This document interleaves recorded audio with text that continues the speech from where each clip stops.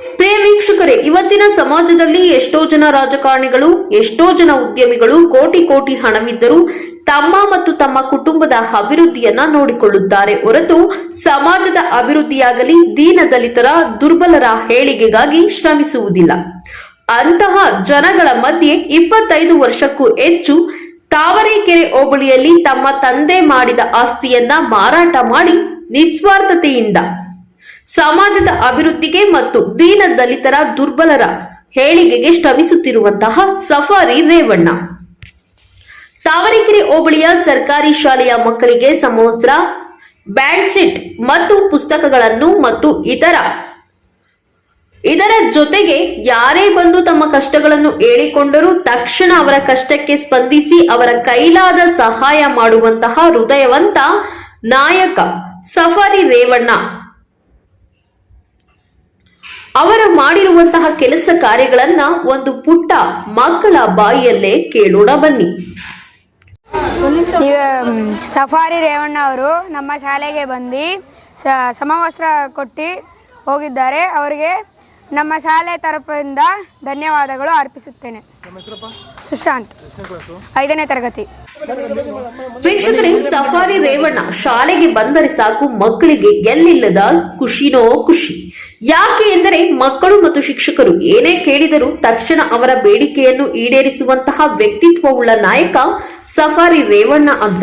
ವಾಸಿಯಾದ ಶ್ರೀಯುತ ಸಫಾರಿ ರೇವಣ್ಣ ಅನ್ನೋರು ನಮ್ಮ ಶಾಲೆಯ 1ರಿಂದ 5ನೇ ತರಗತಿ ಎಲ್ಲ ಮಕ್ಕಳಿಗೆ ಟ್ರ್ಯಾಕ್ ಸೂಟನ್ನು ಕೊಟ್ಟಿದ್ದಾರೆ. ತುಂಬ ಅವ್ರಿಗೆ ಹೃದಯಪೂರ್ವಕ ಧನ್ಯವಾದಗಳನ್ನ ನಮ್ಮ ಶಾಲೆಯ ವತಿಯಿಂದ ನಾನು ಅರ್ಪಿಸ್ತಾ ಇದ್ದೀನಿ. ಇದೇ ರೀತಿ ಗೌರ್ಮೆಂಟ್ ಶಾಲೆಗಳಿಗೆ ಅವರು ಇನ್ನೂ ತಮ್ಮದೇ ಆದ ಒಂದು ಸೇವೆಯನ್ನು ಸಲ್ಲಿಸಬೇಕು ಅಂತ ನಾನು ಅವರಲ್ಲಿ ಕೇಳ್ಕೊತಾ ಇದ್ದೀನಿ.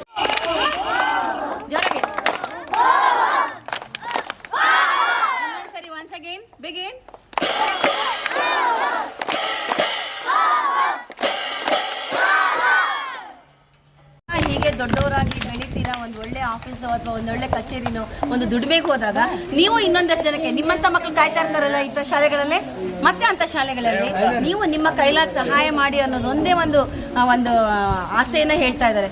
ನೀವೆಲ್ಲರೂ ಅದನ್ನ ಮಾಡ್ಲಿಕ್ಕೆ ರೆಡಿ ಇದ್ದೀರಾ ಅಲ್ವಾ? ಇಂದಿನ ಮಕ್ಕಳೇ ಮುಂದಿನ ಪ್ರಜೆಗಳು. ಸೊ ಹಾಗಾಗಿ ನಿಮ್ಮದೇ ಒಂದು ಏನಾಗತ್ತೆ, ನಮಗೆ ಅರ್ಹತೆ ನಮ್ಗೆ ಎಷ್ಟಿದೆಯೋ, ಯೋಗ್ಯತೆ ಎಷ್ಟಿದೆಯೋ ಅಷ್ಟು ಸಹಾಯ ಮಾಡುವಂತ ಮನೋಭಾವನೆ ನೀವು ಬೆಳೆಸ್ಕೊಳ್ಳಿ ಅನ್ನೋದು ಹೇಳ್ತಾ ಇದ್ದಾರೆ. ನೋಡಿದ್ರಲ್ಲ ವೀಕ್ಷಕರೇ, ಸ್ವಾರ್ಥ ತುಂಬಿದ ಪ್ರಪಂಚದಲ್ಲಿ ಯಾವುದೇ ಪ್ರಚಾರವಿಲ್ಲದೆ ತಮ್ಮ ತಂದೆ ಸಂಪಾದನೆ ಮಾಡಿದ ಆಸ್ತಿಯನ್ನು ತಮ್ಮ ಕುಟುಂಬಕ್ಕೆ ಎನ್ನುವಂತಹ ಈ ಕಾಲದಲ್ಲಿ ಮೋಜು ಮಸ್ತಿ ಮತ್ತು ಯಾವುದೇ ಶೋಕಿ ಮಾಡದೆ ಆಸ್ತಿ ಮಾರಿದ ಹಣವನ್ನು ಈ ಸಮಾಜಕ್ಕೆ ಮತ್ತು ಸರ್ಕಾರಿ ಶಾಲೆ ಮಕ್ಕಳ ಅಭಿವೃದ್ಧಿಗೆ ಮೀಸಲಿಟ್ಟು ಸಮಾಜ ಸೇವೆ ಮಾಡುತ್ತಿರುವ ನಿಜವಾದ ಜನನಾಯಕ ನಮ್ಮ ಸಫಾರಿ ರೇವಣ್ಣ. ಇವರ ರೀತಿ ರಾಜಕಾರಣಿಗಳು ಮತ್ತು ಉದ್ಯಮಿಗಳು ತಾವು ಸಂಪಾದಿಸುವ ಹಣದಲ್ಲಿ ಸ್ವಲ್ಪ ಹಣವನ್ನು ಸಮಾಜ ಸೇವೆ ಮತ್ತು ಸರ್ಕಾರಿ ಶಾಲೆಯ ಅಭಿವೃದ್ಧಿಗೆ ಸ್ಪಂದಿಸಿದರೆ ಇಂದಿನ ಮಕ್ಕಳೇ ಮುಂದಿನ ಪ್ರಜೆಗಳು ಎಂಬುವ ಗಾದೆ ಮಾತಿಗೆ ಸಾರ್ಥಕತೆ ಸಿಕ್ಕುತ್ತದೆ. ಈ ದಿನ ನಮ್ಮ ಜಟ್ಟಿಪಳ್ಳಿಯ ಗ್ರಾಮಕ್ಕೆ ಸಫಾರಿ ರೇವಣ್ಣ ಅವರು ಏನು ಕೊಡುಗೆ ಕೊಡ್ತಾ ಇದ್ದಾರೆ, ಅದು ಬಡ ಮಕ್ಕಳಿಗೆ ಭಾಳ ಅನುಕೂಲ ಆಗ್ತಾ ಇದೆ. ಸುಮಾರು ವರ್ಷಗಳಿಂದ ನಮ್ಮ ಚೆನ್ನೈನಹಳ್ಳಿ ಗ್ರಾಮಕ್ಕೆ ಯಾವ್ಯಾವ ಊರು ಸೇರಿದೆ ಆ ಊರಿನಲ್ಲಿ ಎಷ್ಟು ಶಾಲೆ ಬರ್ತಾವೋ ಸರ್ಕಾರಿ ಶಾಲೆಗೆ ಯಾವುದೇ ಆದಂಥ ರಾಜಕೀಯ ವ್ಯಕ್ತಿಗಳು ಯಾವುದೇ ಆದಂಥ ಕೊಡುಗೆ ಕೊಟ್ಟಿಲ್ಲ. ಈಗ ನಮ್ಮ ಒಳ್ಳೆ ಮನಸ್ಸಿನಿಂದ ಸಫಾರಿ ರೇವಣ್ಣವರು ಬಟ್ಟೆ ಮತ್ತು ಇತರ ಸ್ಕೂಲಿಗೆ ಸಾಮಗ್ರಿಗಳು ಅದೆಲ್ಲ ಕೊಡೋದ್ರಿಂದ ಮಕ್ಕಳಿಗೆ ಉತ್ಸಾಹ ಮತ್ತು ಪ್ರೋತ್ಸಾಹ ಕೊಡೋದು ತುಂಬ ಆಗ್ತಾಯಿದೆ. ಆದ್ದರಿಂದ ಮಕ್ಳಿಗೂ ಉತ್ಸಾಹ ಬಂದಾಗ ಓದೋಕ್ಕೆ ಇಂಟ್ರೆಸ್ಟ್ ಬರ್ತಾಯಿದೆ.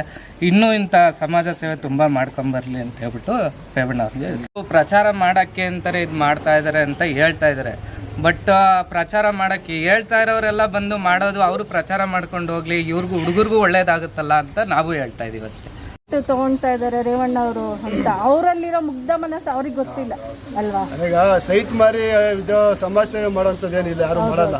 ಕೂಲಿ ಮಾಡಿದ್ರೆ 4 ಆಣೆ 1 ರೂಪಾಯಿ ಉಳಿಸಿದ್ರೆ ಅದ್ರಲ್ಲಿ ಕೊಡ್ಬೋದು. ಈಗ ಅವರು ಏನೋ ಮೊನ್ನೆ ದಿವಸ ಏನೋ ಒಂದು ಕುಡಿಕೆ ಜಾಗ ಇತ್ತು, ಮಾರಾಟ ಮಾಡಿದ್ರೆ ಅದ್ರ 50,000 ಎತ್ತಿಟ್ಟು ಕೊಡ್ತಾ ಇದ್ದಾರೆ. ಅದೆಲ್ಲ ಪಾಪ ಎಲ್ಲ ಮಕ್ಳಿಗೆ ಒಳ್ಳೇದಾಗಂಗೆ ಮಾಡ್ತಾ ಇದ್ದಾರೆ. ಅದು ಸೈಟ್ ಮಾರಿ ಕೊಡ್ತಾ ಇದ್ದಾರೆ, ಅವಿದ್ಯಾವಂತ ಯಾರು ಮಾಡಲ್ಲ, ವಿದ್ಯಾವಂತರ ಕೆಲಸ ಮಾಡ್ತಾರೆ. ಬಟ್ ಇದನ್ನು ನಾವು ರೇವಣ್ಣವ್ರು ಮಾತ್ರ ಈ ಮಾಡೋದನ್ನು ಕಡೆ ಕೆಲಸ ಮಾಡಬಾರ್ದು, ಒಳ್ಳೇದು ಮಾಡೋಗಿದೆ ಮಾಡಲಿ. ಎಲ್ಲರೂ ಯಾರದ್ದು ಉದ್ದೇಶಕ್ಕೆ ಮಾಡೋಗಿದೆ. ರೇವಣ್ಣವ್ರು ಅವಿದ್ಯಾವಂತರು. ಈಗ ವಿದ್ಯಾವಂತರಿಗೆ ಜಾಸ್ತಿ ಕ್ರಿಮಿನಲ್ ಥರ ಬರೋದು, ಅವಿದ್ಯಾವಂತರಿಗಿಲ್ಲ. ಅದೇ ನಾನು ಓದಿಲ್ಲ ಮಕ್ಕಳು ಓದಲಿ ಅಂತ ಕೊಡ್ತಾರೆ. ಇದನ್ನ ನೋಡಿ ಸಹಿಸ್ತಾ ಇರೋರು ಅವ್ರ ಜೀವನ ಪೂರ್ತಿ ಆಡ್ಕೊಳ್ಳೋದೇ ಅವ್ರ ಕೆಲಸ ಆಗಿರ್ತದೆ. ಅವ್ರು ಬಂದು ಈ ಥರ 4 ಜನಕ್ಕೆ ಮಕ್ಕಳು ಕೊಡಲಿ, ಕೊಟ್ಟು ರೇವಣ್ಣವ್ರಿಗೆ ಮಾಜಾಗಿ ನಿಂತ್ಕೊಳ್ಳಿ. ಒಬ್ಬ ವಿದ್ಯಾವಂತ ಇಷ್ಟು ಕೆಲಸ ಮಾಡ್ತಾ ಇದ್ದಾರೆ ಅಂತ ಅವ್ರು ಅಪ್ರಿಷಿಯೇಟ್ ಮಾಡಬೇಕು. ನಾವಂತೂ ರೇವಣ್ಣವ್ರು ನಿಂತಿದ್ವಿ, ನಾವು ಅಪ್ರಿಷಿಯೇಟ್ ಮಾಡ್ತೀವಿ. ಅಂದರೆ ಒಟ್ಟಾರೆ ಇವ್ರು ಕೊಡ್ತಾ ಇದ್ದಾರೆ, ಅವರು ಬಂದು ಕೊಡಲಿ ಅಂತ ನಿಮ್ಮ ಆಸೆ. ಅವರು ಕೊಡಲಿ ಅಂತ ನಗೋರು ಕೊಡಲಿ, ಯಾಕಂದರೆ ಯಾರು ಅಪ್ರಿಷಿಯೇಟ್ ಮಾಡ್ಕೊಡೋದು ಬೇಡ, ನಗ್ತಿರ್ತಾರಲ್ಲ ಆಡ್ಕೊಳ್ಳೋರಲ್ಲ ಅವರೆಲ್ಲ ಕೊಡಲಿ.